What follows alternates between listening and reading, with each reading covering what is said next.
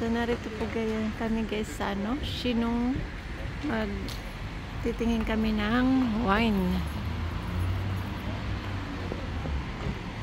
Bibisita kami ng wine sa cellar, wine cellar. So napakaganda ng entrance ng wine cellar nila. Nasa ilalim talaga ng lupa guys. Tapos yung itaas ay castle.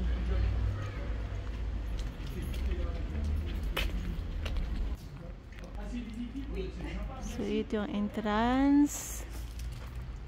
Ayan.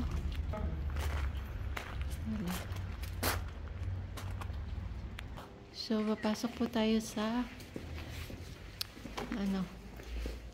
sa grotto.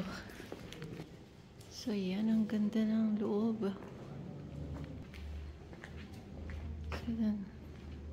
So makikita nyo dito ang mga wine.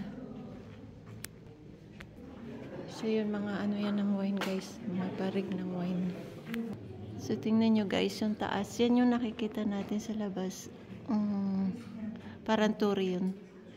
So yan po, nandito na tayo sa loob. Ayan, nasa ilalim tayo ng lupa guys. Dito may mga taster ng wine. Ayan, may mga taster sila ng wine. Diyan na yung mga wine nila. Papatikman niya kung anong gusto mong bilhin.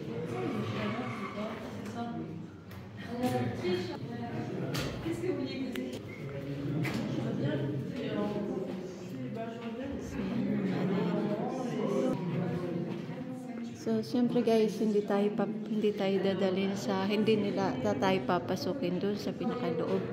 Dito lang siguro yan. Ay, hindi, ang laki hanggang doon sa loob. Puro wine na yan guys.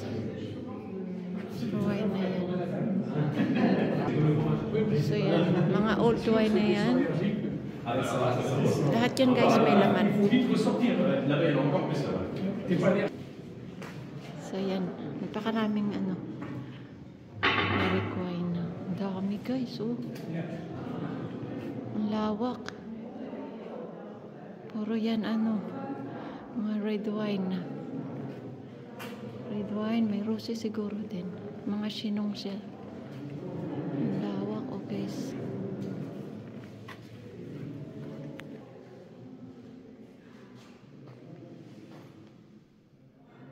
Grabe, ang dami guys. So yan, ang dami nila. So dito ay hindi na pwedeng pumasok. Private na yan guys.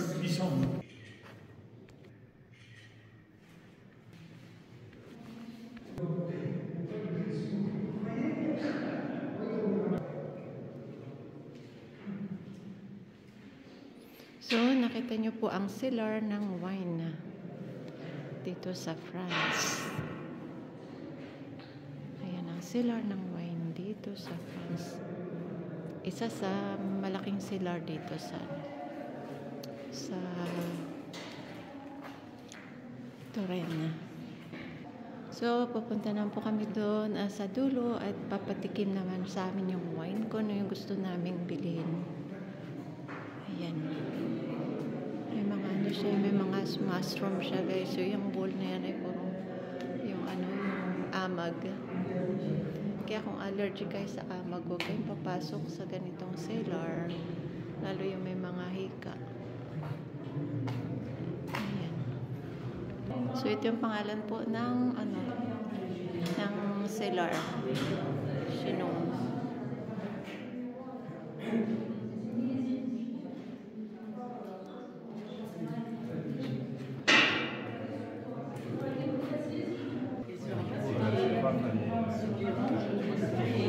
So yan ang price guys.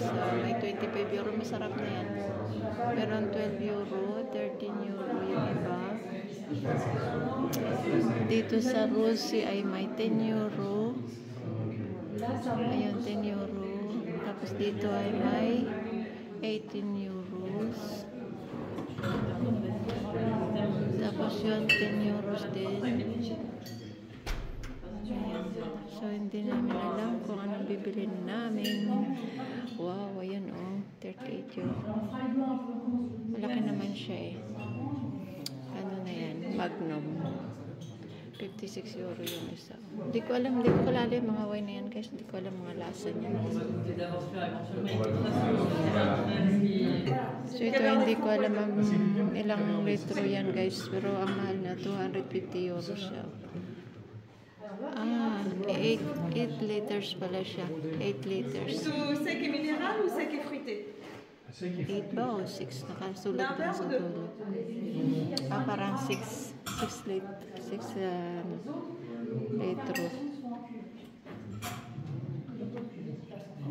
250 yung 6 litro. 250. Ayan guys ang presyo niya. Hindi ko matingnan. 6 nga ano? 6 liter. 250. So, nakalabas na po tayo ng wine na Sila Wine. So, yan po ang view ng napakagandang view ng Chinon. Po tayo sa tabi ng river. Ayan. At doon tayo galing guys sa may tore na yun. Doon po tayo galing kanina. Doon tayo pumili ng wine. Ayan. So, napakaganda rin po ng village ng Chinon. Kaya lang yung weather nga ay kanina umulan. Kaya medyo nagmadali po tayo.